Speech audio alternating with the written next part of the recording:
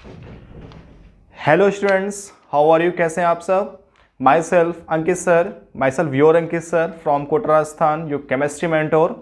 बेटा, हम लोगों ने आइसोमेरिज्म में बात कर ली थी, किसकी? स्ट्रक्चर आइसोमेरिज्म की बात हमारी हो गई थी। आज हमारी जो बात होनी है, आज का जो लेक्चर है बहुत इंपॉर्टेंट लेक्चर है और उसका टॉपिक है बेटा हमारा स्टीरियो आइसोमेरिज्म। क्या होता है स्टीरियो आइसोमेरिज्म? डिटेल में बात करेंगे, डिटेल में डिस्कस करेंगे, बिना किसी डाउट के डिस्कस करेंगे। तो सबसे पहले हेडिंग पड़ेगी बेटा स्टीरियो आइसोमेरिज्म। Stereo isomerism.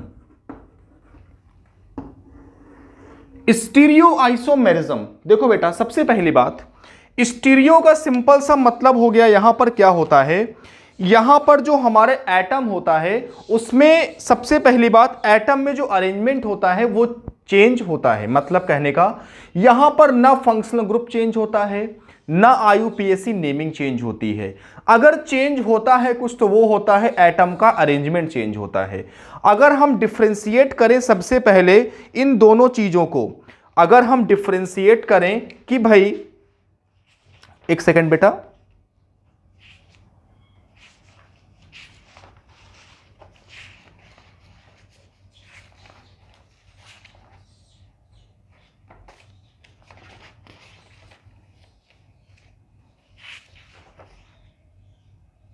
हाँ देखो बेटा, अगर हम डिफरेंशिएट करें इसको, स्टीरियो और स्ट्रक्चर में क्या डिफरेंस होता है, अगर हम सबसे पहले आपको ये डिफरेंस क्रिएट करके बताएं। यहां पर हमने ले लिया स्ट्रक्चरल आइसोमेरिज्म, या इसको बोलते हैं कॉन्स्टिट्यूशनल। क्या बोलते हैं? देखो बेटा, स्टीरियो आइसोमेरिज्म में हमारा फंक्शनल ग्रुप क्या होता है? सेम रहता है, उसमें कोई चेंज नहीं होता। लेकिन स्टीरियो में बेटा फंक्शनल ग्रुप तो चेंज हो जाता है। अगर फंक्शनल आइसोमर है तो फंक्शनल ग्रुप क्या हो जाएगा? चेंज होता है। Change the functional group. दूसरा, जो हमारा स्ट्रक्चरल आइसोमेरिज्म होता है, इसमें हर एक आइसोमर का आपस में क्या होता है, उसका आईयूपीएसी नेम क्या होता है बेटा? वो आईयूपीएसी नेम चेंज होता है। क्या होता है? आईयूपीएसी नेम चेंज होता है। क्या लिखेंगे? नॉमेनक्लेचर या आईयूपीएसी नेम क्या होता है? Not same. आईयूपीएसी नेमिंग क्या होती है? सेम नहीं होती। जैसे एग्जांपल देखो, CH3 CH2OH, इसका नाम क्या होगा?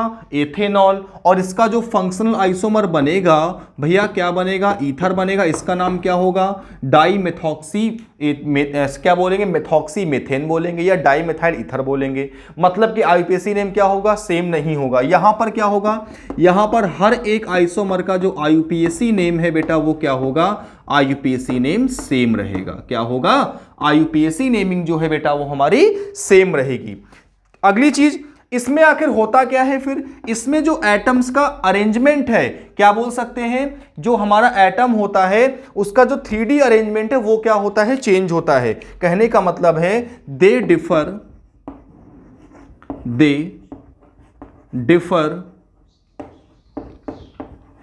डिफर ओनली इन स्पेशियल का मतलब होता है 3 dimensional, 3D spatial arrangement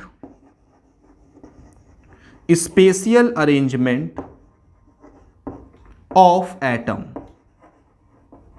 special arrangement of atom कहने का मतलब, जैसे एग्जांपल से हम समझेंगे। जैसे देखो, एक चीज आपको मैं बता दूं, जैसे कहीं मैं एटम को इससे शो करूं, इसका मतलब होता है बेटा सॉलिड वेज बोलते हैं। क्या बोलते हैं इसको? सॉलिड वेज बोलते हैं। सॉलिड वेज का मतलब हुआ, अगर हम किसी एटम को इससे बॉन्डेड करेंगे तो इससे बॉन्डेड करने का मतलब हुआ, जैसे एक और चीज होती है, फिर आपको डिफरेंस करके समझाता हूं, और ये इसको बोलते हैं ब्रोकन वेज। ये क्या होता है? ये आपका होता है ब्रोकन वेज। देखो बेटा, जैसे मान लिया सॉलिड वेज का मतलब क्या हो गया, जैसे ये हमारा एक प्लेन है, इस प्लेन के अगर ऊपर कोई एटम है, इसको बोलते हैं अबव द प्लेन। मतलब अगर कोई एटम इस तरह से जुड़ा है, अगर एटम हमारा इस बॉन्ड से जुड़ा होगा, इसका मतलब कहां होगा? वो अबव द प्लेन होगा। ठीक है। और अगर हमारा कोई ग्रुप या एटम इस बॉन्ड के थ्रू जुड़ा होगा, इसका मतलब बोलेंगे बिलो द प्लेन है। जैसे ये हमारा बोर्ड का प्लेन है, तो अगर हमारा कोई एटम या ग्रुप बाहर की ओर होगा तो हम किससे रिप्रेजेंट करेंगे? सॉलिड वेस्ट से। इसको क्या बोलेंगे? Above the plane. और अंदर होगा, इसको क्या बोलेंगे? Below the plane. मतलब अगर हमें पीछे साइड किसी मॉलिक्यूल को लगाना है 3D में, तो हम इसको कैसे डिनोट करेंगे? इसको हम ब्रोकन वेस्ट से डिनोट करेंगे। इसको आप क्या बोलोगे? इसका मतलब होता है कोई भी ग्रुप या एटम कहां है? अबव द प्लेन है। कहां है बेटा? अबव द प्लेन है। और इसका मतलब क्या होता है? कहां पे हमारा ग्रुप? बिलो द प्लेन है। बिलो प्लेन है। जैसे एग्जांपल से समझेंगे हम, जैसे मान लिया है हमारा CH3 CCl double bond C CH3Cl। Okay, अभी आप देखो ये CH3 और Cl, ये CH3 और Cl सेम साइड है, मतलब CH3 ऊपर है और Cl हमने क्या कर दिया? आपस में नीचे कर दिया। चलो ठीक है। अगर हम इसका एक दूसरा आइसोमर बनाते हैं CH3CCl double bond C Cl CH3, अब आपने क्या किया? एक Cl को ऊपर कर दिया, CH3 को नीचे कर दिया। मतलब क्या चेंज किया आपने? एटम का अरेंजमेंट चेंज किया। ना एटम की पोजीशन चेंज की, ना ग्रुप चेंज किया, कोई चीज चेंज नहीं की, सिर्फ एक चेंज की। क्या चेंज किया? उस एटम का जो अरेंजमेंट है वो आपने चेंज कर दिया। तो इसकी वजह से इसकी फिजिकल और केमिकल प्रॉपर्टी में क्या आ जाता है? चेंज आता है, जिसको हम बोलते हैं स्टीरियो आइसोमरिज्म बोलते हैं। क्या बोलते हैं? Stereo isomerism. आगे देखो जरा, मान लो ये जैसे हमारा साइक्लोब्यूटेन है, तो हमने क्या किया? अभी इस कार्बन से हमने मान लिया OH को इस लगाया और एक हमने OH यहां लगाया। इसका मतलब है ये दोनों OH कहां हैं? ये बाहर की ओर है, इस बोर्ड के प्लेन के बाहर हैं। अगर मैं आपको समझाऊं, जैसे ये हमारा ये क्या है? इसको मान लो साइक्लोब्यूटेन, 1 कार्बन 2 कार्बन 3 और 4 कार्बन, ये 4 कार्बन। तो ये जो 4 कार्बन है, इससे एक OH कहां है? एक OH ये लगा हुआ है बाहर की ओर और एक OH यहां पर बाहर की ओर लगा है। इसका मतलब समझ रहे हो ना आप? यहां पर क्या है? दोनों OH की पोजीशन को हमने क्या किया है? अपवर्ड द प्लेन लगाया है। अगर हम यहीं पर एक काम करें, हमने क्या किया? एक OH की पोजीशन तो हमने अपवर्ड द प्लेन ही रखी, लेकिन दूसरा OH हमने कहां लगा दिया बेटा? बिलो द प्लेन लगा दिया। मतलब आपने क्या चेंज किया? इसका अरेंजमेंट चेंज किया। आपने इसका 3D अरेंजमेंट चेंज किया, स्पेस में इसको आपने अलग तरीके से रखा। तो इसकी वजह से जो फिजिकल केमिकल प्रॉपर्टी चेंज होती है, इसे बोलते हैं स्टीरियो आइसोमेरिज्म। और ये आपस में क्या होते हैं बेटा? स्टीरियो आइसोमर्स होते हैं। आई होप आपको समझ में आ गया होगा। देखो, अब बात आती है कि फिजिकल और केमिकल प्रॉपर्टी अलग कैसे हुई, कैसे हम इसको डिफरेंशिएट करेंगे, कैसे समझेंगे। तो देखो बेटा, यहां पर क्या है? यहां पर इसका जो देखो, यहां पर अभी इसका बॉइलिंग पॉइंट कुछ और होगा। क्यों भैया? क्योंकि यहां पर क्या है? दोनों CH3 सेम साइड है। दोनों CH3 क्या है? Same side. अब यहां पर क्या है? Cl ऊपर हो गया, CH3 नीचे हो गया। अब इसका बॉइलिंग पॉइंट क्या हो जाएगा? कुछ और हो जाएगा। मतलब दोनों का बॉइलिंग पॉइंट क्या हो गया? चेंज हो गया। बॉइलिंग पॉइंट क्या होती है? फिजिकल प्रॉपर्टी होती है। आप इसको नोट करिए। आप एक डेफिनेशन लिखो, आपको अच्छे से लिखवाता हूं। राइट डाउन बेटा, those compound, write down those compound which have same molecular formula. बस हाँ, एक चीज ध्यान रखना, मॉलिक्यूलर फॉर्मूला सेम होना चाहिए। Those compound which have same molecular formula but different physical and chemical property, but different physical and chemical property due to the change in arrangement, due to the change of spatial arrangement, due to change of spatial arrangement of atom in space। ठीक है? These called stereoisomers and this phenomena is called stereoisomerism। क्या बोलते हैं इसको? stereoisomerism बोलते हैं। ठीक है ना? नोट करो बेटा। अभी मैं आपको एग्जांपल से समझाऊंगा, आपसे पूछूंगा बेटा बताओ कि ये stereoisomerism शो करेगा या ये स्ट्रक्चरल करेगा। आप बताओगे खुद ब खुद। आप इसको जल्दी से नोट करो, स्क्रीनशॉट लेके नोट करो बेटा, और फिर आप उसको समझो। ठीक है? अब मैं चलता हूं क्वेश्चंस की ओर। मैंने क्या बताया? स्टीरियो में केवल क्या चेंज होता है, एटम का अरेंजमेंट चेंज होता है, ना पोजीशन चेंज होती है और ना ही क्या चेंज होता है बेटा, उसका आईयूपीएसी नेम चेंज होता है। ठीक है, बल्कि स्ट्रक्चरल में क्या होता है, उसकी पोजीशन भी चेंज होती है, ग्रुप भी चेंज होता है, all things and IUPAC naming भी चेंज होती है। अगर मैं आपसे क्वेश्चन बोलूं, एग्जांपल है क्वेश्चन, ऐसे समझ, जो भी समझना हो समझ लो, लिखो classify each pair of compound, classify each pair of compound, classify each pair of compound as structural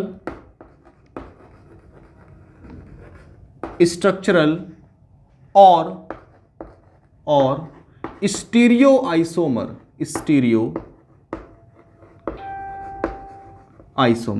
आपको बताना है कि जो हमारा गिवन पेयर है कंपाउंड के, वो स्ट्रक्चरल आइसोमर्स हैं या स्टीरियो हैं। पहला क्वेश्चन है बेटा, जैसे मान लो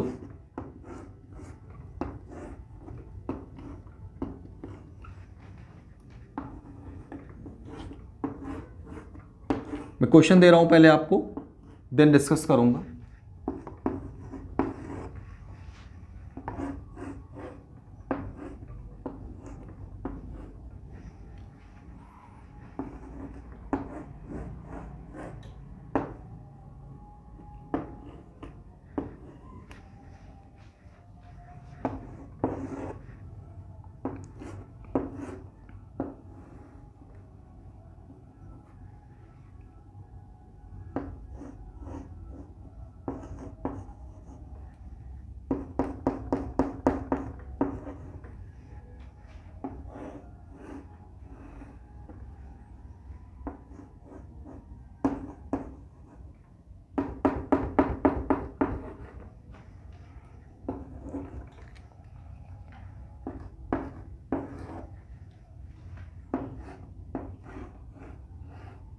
नोट करते चलो बेटा साथ में।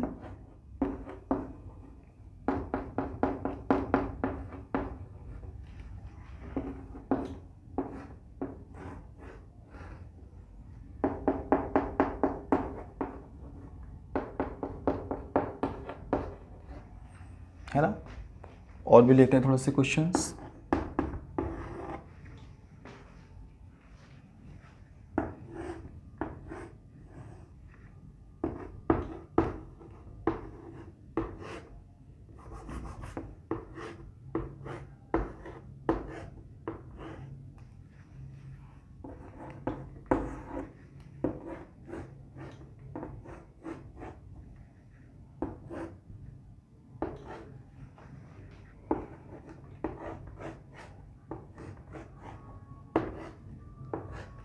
ये क्वेश्चंस हैं कुछ, आपको बताने हैं कौन सा स्टीरियो शो करेगा और कौन सा स्ट्रक्चरल शो करेगा बेटा। देखो मैं पहले वाले की बात करूं, पहले वाले में इस कार्बन से दो मिथाइल एक ही कार्बन से हैं, यहां अलग अलग कार्बन से, मतलब क्या हुआ, मिथाइल की पोजीशन चेंज हो गई। मतलब अगर पोजीशन चेंज होती है या एटम या ग्रुप चेंज होता है, इसका मतलब क्या होता है, उसको क्या बोलते हैं, स्ट्रक्चरल आइसोमेरिज्म। क्या होगा भैया, ये हमारा स्ट्रक्चरल होगा। नेक्स्ट, अभी यहां पर 2 और 3 पर मिथाइल हैं, यहां पर अब क्या हुआ, 2 और 4 पर मिथाइल हो गए। इसका मतलब ये भी क्या होगा बेटा, स्ट्रक्चरल को शो करेगा। चलो यहां देखते हैं। देखो इस कार्बन से एक OH है, एक Cl है। OH हमारा अबव द प्लेन है, Cl बिलो द प्लेन है। लेकिन यहां पर क्या हुआ, Cl की पोजीशन चेंज हो गई। अगर हम इस Cl को ब्रोकन से सॉलिड में कर देते तो इसको हम बोल देते क्या है, ये हमारा स्टीरियो है। लेकिन आपने क्या किया, Cl को तो चेंज ही कर दिया उसकी पोजीशन। अगर किसी एटम या ग्रुप की पोजीशन ही चेंज हो गई तो उसका आईयूपीएसी नेम चेंज हो जाएगा, और अगर आईयूपीएसी नेम चेंज होता है तो वो हमारा स्टीरियो में काउंट नहीं होता, उसे हम स्ट्रक्चरल में काउंट करते हैं। ठीक है, इस क्या होगा बेटा, ये भी स्ट्रक्चरल होगा। चलो यहां देखते हैं नीचे वाले में।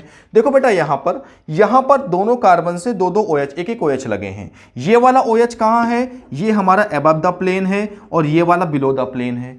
इस वाले में क्या हुआ, इस वाले OH को भी हमने इसका अरेंजमेंट क्या कर दिया, चेंज कर दिया। इसको हम सॉलिड से ब्रोकन में ले गए, मतलब बिलो द प्लेन कर गए। इसका मतलब क्या हुआ, ये हमारा स्टीरियो हुआ बेटा। क्या हुआ, ये स्टीरियो में आ गया। अच्छा अब यहां देखो, ये अल्कोहल, ये ईथर है। अगर ग्रुप ही चेंज हो जाता है तो क्या होगा बेटा, स्ट्रक्चरल ही होगा। क्या होगा, स्ट्रक्चरल ही कहलाएगा। अगला देखो, यहां पर अभी 1 और 3 पोजीशन पर क्या लगा है बेटा, 1 और 3 पर क्या है, मिथाइल है। और अब यहां पर 1 और 4 पर मिथाइल है। इसका मतलब ये किस में काउंट हो गए, स्ट्रक्चरल में ही काउंट हो गए। तो आपको अंतर समझ में आ गया होगा कि किसे हम स्ट्रक्चरल बोलेंगे, किसे स्टीरियो बोलेंगे। मैं दोबारा से रिपीट कर देता हूं बेटा, अगर किन्हीं दो कंपाउंड का अगर किन्हीं दो आइसोमर का IUPAC नेम सेम होगा और उनका केवल अरेंजमेंट चेंज हो ग्रुप या एटम का, तो उसे हम स्टीरियो में काउंट करते हैं। लेकिन अगर हमारा फंक्शनल ग्रुप ही चेंज हो जाए या किसी ग्रुप की या एटम की पोजीशन ही चेंज हो जाए या उसका IUPAC नेम ही चेंज हो जाए, तो उसे हम किस में काउंट करेंगे, स्ट्रक्चरल में काउंट करेंगे, उसके स्टीरियो में नहीं करेंगे। अब हम बात करेंगे क्लासिफिकेशन ऑफ स्टीरियो आइसोमेरिज्म की। तो बेटा इसको जल्दी से नोट करो, आगे हम बात करते हैं।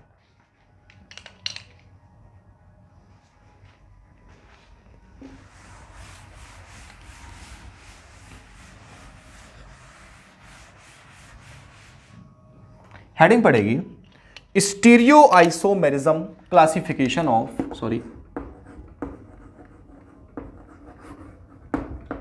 Classification of stereo isomerism.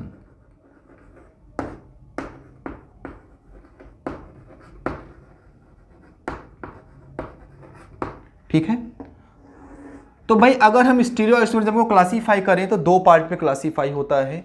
First one होता है बेटा कॉन्फ़िगरेशनल और सेकंड वन होता है कन्फॉर्मेशनल।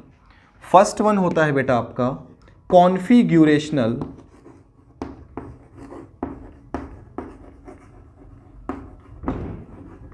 एंड सेकंड वन होता है आपका कन्फॉर्मेशनल।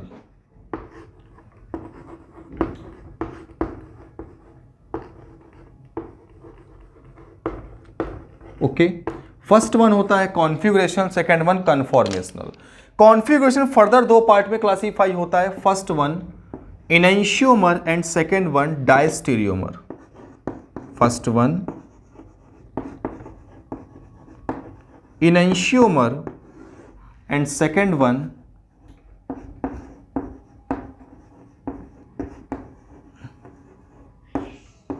डायस्टेरियोमर। डायस्टेरियोमर फर्दर दो पार्ट में क्लासीफाई होता है बेटा, कौन सा, geometrical isomer and optical isomerism. Sorry, किसमें होता है आपका geometrical and optical, geometrical and और ऑप्टिकल में क्लासीफाई होता है। तो ये होता है आपका क्लासिफिकेशन किसका, स्टीरियो आइसोमेरिज्म का। हम डिटेल में बात करेंगे, कॉन्फ़िगरेशनल की बात करेंगे, कन्फॉर्मेशनल की भी बात करेंगे, सबकी बात करेंगे। अब एक बात समझो, क्या होता है कॉन्फ़िगरेशनल, क्या होता है कन्फॉर्मेशनल। छोटा सा अंतर समझाता हूं आपको। जो हमारा कॉन्फ़िगरेशनल आइसोमेरिज्म होता है उसमें क्या होता है, उसमें हमारे जो स्ट्रक्चर होते हैं वो आपस में क्या होते हैं, इंटर कन्वर्टेड होते हैं बाय द रोटेशन ऑफ किसमें, डबल बॉन्ड या सिंगल बॉन्ड। देखो इसमें क्या होता है, इसमें हमारे स्ट्रक्चर्स जो होते हैं, structures are inter convertible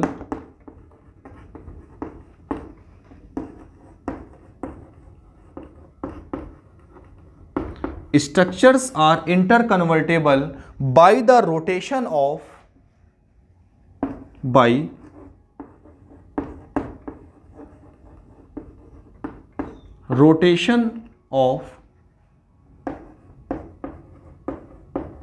pi bond किसमें, चेन में, and single bond about single bond किसमें, रिंग में। और कैसा रोटेशन होता है? रेस्ट्रिक्टेड रोटेशन होता है। कैसा होता है? रेस्ट्रिक्टेड का मतलब होता है, रेस्ट्रिक्ट मतलब किसी को रोकना। और यहां पर क्या होता है कन्फॉर्मेशन में बेटा? यहां पर जो स्ट्रक्चर्स होते हैं इंटर कन्वर्टेबल होते हैं बाई केवल किसके थ्रू? केवल सिंगल बॉन्ड के थ्रू होते हैं। यहां पर क्या होता है? यहां पर स्ट्रक्चर्स का आपस में रोटेशन होता है अबाउट सिंगल बॉन्ड, चाहे वो चेन हो या रिंग हो, अबाउट सिंगल बॉन्ड। यहां पर रोटेशन अबाउट सिंगल बॉन्ड होता है। सॉरी, यहां पर structures are interconvertible by restricted rotation. Sorry, restricted, यहां पर रेस्ट्रिक्टेड लगेगा वर्ड, मतलब रेस्ट्रिक्टेड मतलब होता है किसी चीज को रोकना। जैसे एग्जांपल देखो, एग्जांपल देखते हैं। चलो यहां पे देखो, जैसे ये है CH3 CH double bond C CH3 और H, ठीक है। अगर मैं कहूं इसको मैं आपस में रोटेट कर दूं, कैसे? जैसे ये आपस में कर दूं कि इस H को ऊपर CH3 को नीचे,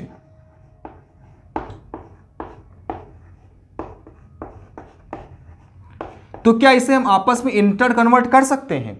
क्या है? रेस्ट्रिक्टेड रोटेशन है, मतलब आप इसको इसमें इंटर कन्वर्ट डायरेक्ट नहीं कर सकते हो, ये आपस में इंटर कन्वर्टेबल नहीं होगा। इसको क्या बोलते हैं? जब दो ग्रुप सेम साइड होते हैं इसे बोलते हैं सिस, और ये क्या होता है बेटा? ट्रांस। अभी डिटेल में बात करूंगा सिस ट्रांस क्या होते हैं, बात करेंगे, अभी रुक जाओ, ठीक है। तो हमारे जो कॉन्फ़िगरेशन आइसोमर्स होते हैं उनमें क्या होता है? रोटेशन रिस्ट्रिक्टेड होता है, रोटेशन नहीं होता। आपको एक सिंपल एग्जांपल देता हूं। जैसे बचपन में हम लोग क्या करते थे, एक दफ्ती लेते थे, उस दफ्ती से हम पेन से छेद करते थे, घुमा देते थे, तो उससे अगर वो दफ्ती घूम जाती थी, उड़ने लगती थी ऐसे गोल गोल, उसका मतलब होता है रोटेशन पॉसिबल है। अब हम एक काम करें, उसी दफ्ती में एक पेन यहां से लगाएं, एक पेन यहां से लगाएं। अब हम दफ्ती को घुमाएंगे, क्या दफ्ती घूमेगी? नहीं रोटेट करेगी। इसे बोलते हैं रिस्ट्रिक्टेड रोटेशन, ठीक है। मतलब कहने का है कि कॉन्फ़िगरेशनल आइसोमेरिज्म में हमारा पाई बॉन्ड या डबल बॉन्ड कह सकते हो, मल्टीपल बॉन्ड कह सकते हो। मल्टीपल बॉन्ड के अबाउट रेस्ट्रिक्टेड रोटेशन होता है, और रिंग में अबाउट सिंगल बॉन्ड होता है। जैसे हमारी ये रिंग है, मान लिया रिंग में ये रिंग है। अब अगर तुम रिंग को थोड़ा सा भी रोटेट कर दोगे, जैसे मान लिया ये 4 कार्बन की रिंग है, ये 4 कार्बन की रिंग है, अगर तुम थोड़ा सा भी इसको रोटेट करोगे, अगर तुम थोड़ा सा भी रोटेट करोगे तो क्या हो जाएगा? रिंग में स्ट्रेन आ जाएगा और रिंग क्या हो जाएगी? ब्रेक हो जाएगी। मतलब क्या हुआ? अगर ब्रेक हो गए तो यार मामला ही गड़बड़ हो जाएगा। इसका मतलब रिंग में क्या होता है? अबाउट सिंगल बॉन्ड रोटेशन देखते हैं, रेस्ट्रिक्टेड रोटेशन, और कार्बन चेन में किसके अबाउट देखते हैं? डबल बॉन्ड के अबाउट देखते हैं। मतलब यहां पर भी रोटेशन पॉसिबल नहीं है। अब जहां पर रोटेशन पॉसिबल नहीं होता है वो आता है कॉन्फ़िगरेशनल के अंदर, जहां पर रोटेशन पॉसिबल होता है वो आता है कन्फॉर्मेशनल में। आप इसको नोट करो, आगे हम बात करते हैं।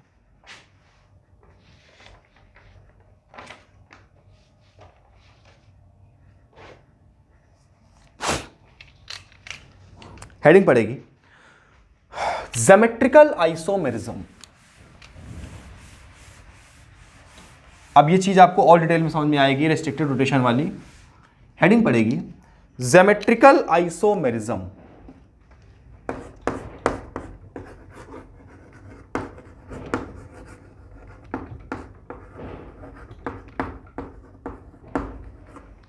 ज्योमेट्रिकल आइसोमेरिज्म क्या होता है भाई? यहां पे देखो क्या होता है, यहां पर ये एक पार्ट है कॉन्फ़िगरेशनल का। यहां पर किसी कार्बन चेन में या किसी चेन में डबल बॉन्ड के अबाउट रिस्ट्रिक्टेड रोटेशन होता है, और रिंग में सिंगल बॉन्ड के अबाउट। मतलब आप पाई बॉन्ड को ब्रेक नहीं कर सकते हो। जैसे देखो होता क्या है, जो पाई बॉन्ड होता है वो कैसे बनता है? पाई बॉन्ड बनता है, केमिकल बॉन्डिंग बताऊंगा, लैटरल ओवरलैपिंग से। मतलब अगर इसका p ऑर्बिटल और इसका p ऑर्बिटल आपस में पैरेलल ओवरलैप करेंगे इस तरीके से, इसका मतलब क्या होगा? ये पाई बॉन्ड होता है, ये सिग्मा होगा, तब बनता है। अगर तुम इसको फिक्स करके इसको थोड़ा सा भी रोटेट कर दोगे तो ये क्या हो जाएगा? इसमें स्ट्रेन आ जाएगा, ब्रेक हो जाएगा। इसलिए इसमें क्या होता है? रोटेशन रिस्ट्रिक्टेड होता है। और अगर कोई हम क्या ले ले? रिंग ले ले। अगर आप कोई भी रिंग ले लो, चाहे वो 3 कार्बन की हो, चाहे वो 4 कार्बन की हो या 5 कार्बन की हो, अगर तुम थोड़ा सा भी उसको ट्विस्ट करोगे तो उस रिंग में स्ट्रेन आ जाएगा, वो रिंग ब्रेक हो जाएगी। तो वहां पे अगर रिंग ब्रेक हो गई तो फिर सो नहीं करेगा आइसोमेरिज्म। इसका मतलब क्या होता है? रिंग में सिंगल बॉन्ड के अबाउट रिस्ट्रिक्टेड रोटेशन होता है और कार्बन चेन में पाई बॉन्ड के अबाउट होता है। समझ गए कि समझ गए? क्या बोलेंगे? Rotation not allowed, rotation not allowed. Okay, लिखो डेफिनेशन। अब ज्योमेट्रिकल में क्या लिख सकते हैं? Write down, these isomers results from these isomers results from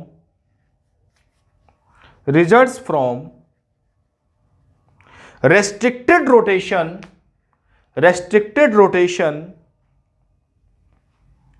in double bond and cyclic structure,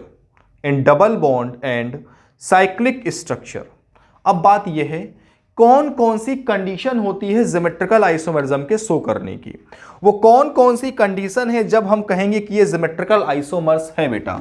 तो डालो हेडिंग कंडीशंस, हेडिंग पड़ेगी conditions of geometrical isomerism, heading पड़ेगा कंडीशंस ऑफ ज्योमेट्रिकल आइसोमरिज्म। सबसे पहली कंडीशन क्या है? कब कब ज्योमेट्रिकल आइसोमरिज्म शो करेगा? लिखो सबसे पहला point, geometrical isomerism arises due to presence of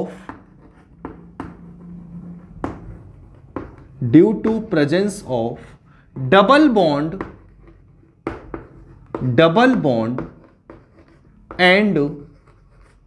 and cyclic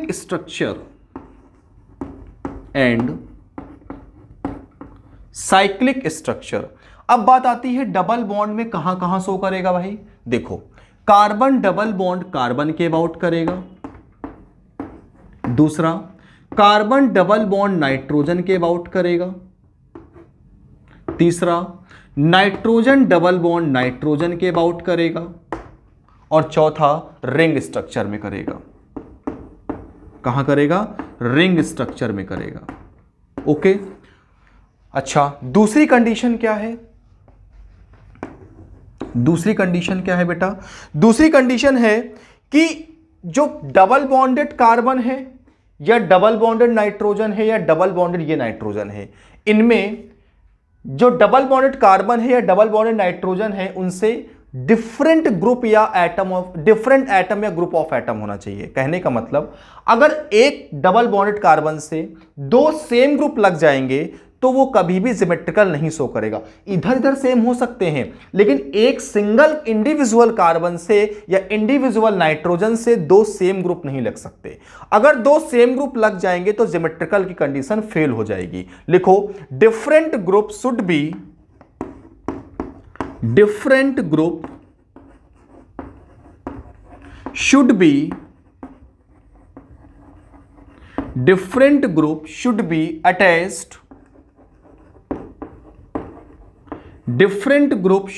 attached at each doubly bonded atom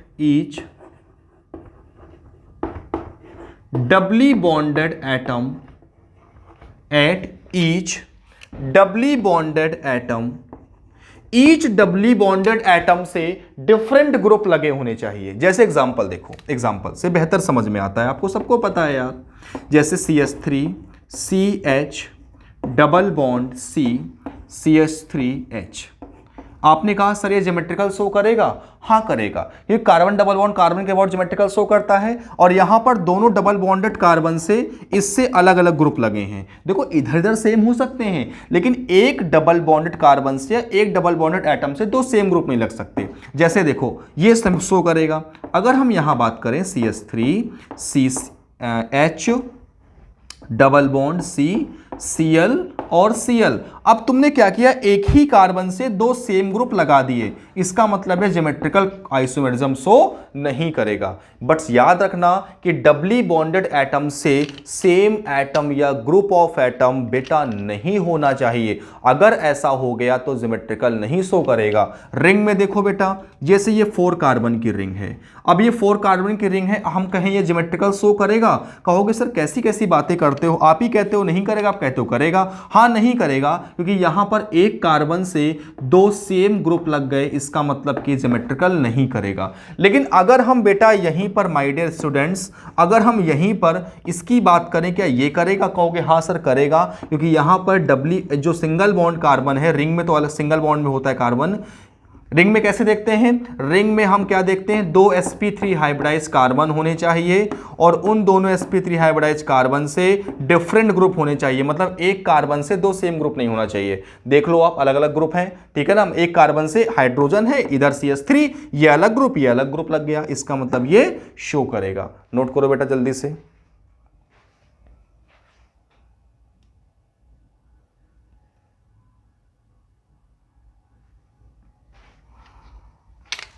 जल्दी से नोट करो बेटा।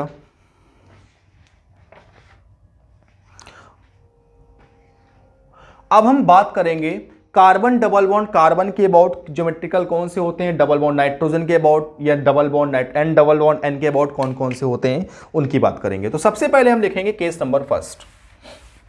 हम सब कुछ बात करेंगे बेटा, रिंग की बात करेंगे, चेन की बात करेंगे, आपको बिल्कुल मजेदार हो जाएगा आपका टॉपिक। ये इस बात का तो कमिटमेंट है यार, आपने खुद देखा है। सबसे पहले हम बात करते हैं केस नंबर फर्स्ट की, along carbon double bond carbon.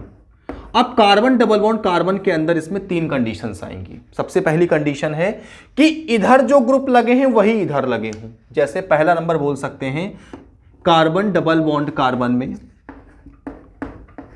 यहां भी A लगा है, इससे B है, तो इससे भी A और B लगा है। तो अगर देखो, अगर डबल बॉन्ड कार्बन से अगर सेम टाइप का ग्रुप या सेम टाइप का एटम सेम साइड होगा एटलीस्ट वन, देखो A और A सेम साइड, तो उसको हम क्या बोलते हैं? इसको हम सिस आइसोमर बोलते हैं।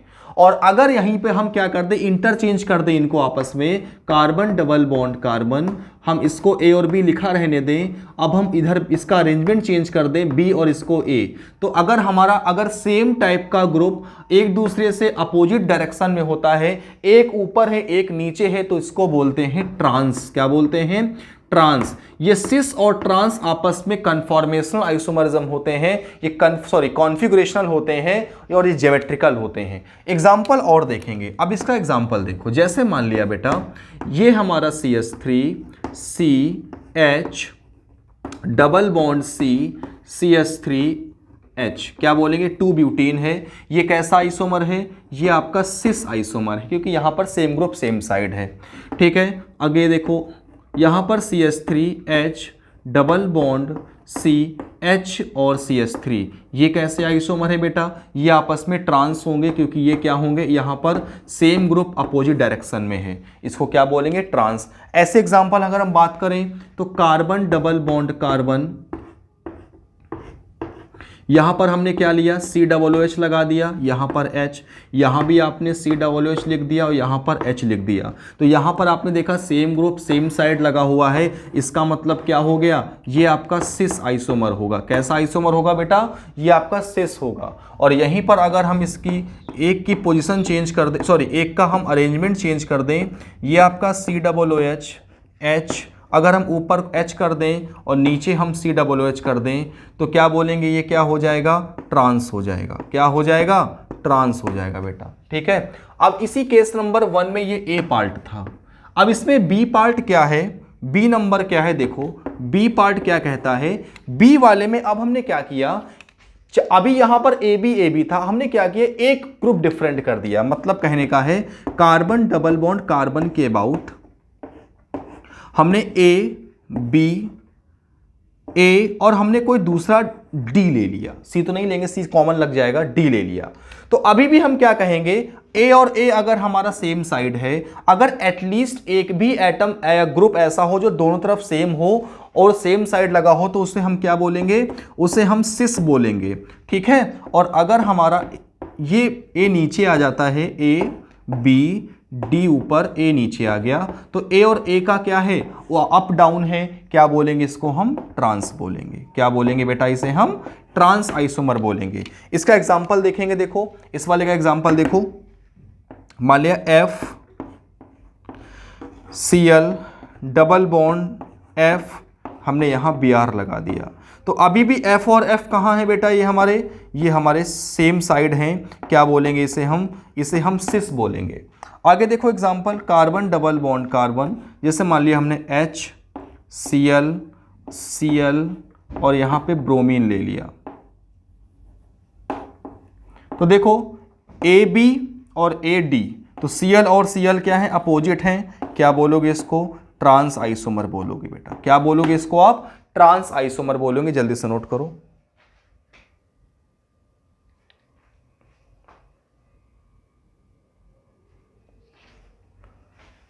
ठीक है, अब इसका जो केस थर्ड है और आगे की जो भी पार्ट है इसके आगे हम लोग बात करेंगे। केस थर्ड में अगर चारों डिफरेंट होंगे, कहने का मतलब है हमने इसको ए बी, इसको डी और ई दे देंगे चारों, तो यहां पर सिस ट्रांस की बात नहीं करेंगे, यहां पर एक नया नॉमेनक्लेचर आता है ई एंड जेड, जिसे हम अगले लेक्चर में डिटेल में बात करेंगे। फिर हम अगले लेक्चर में जो नेक्स्ट लेक्चर होगा उसमें बात करेंगे नाइट्रोजन का, sorry, carbon double bond nitrogen में कैसे होता है, नाइट्रोजन डबल बॉन्ड नाइट्रोजन में कैसे होता है, रिंग्स में कैसे होता है, कौन सी रिंग कैसे शो करती हैं। ठीक है, अगला लेक्चर जो हमारा होगा ज्योमेट्रिकल पर पूरा लेक्चर होगा, डिटेल में होगा।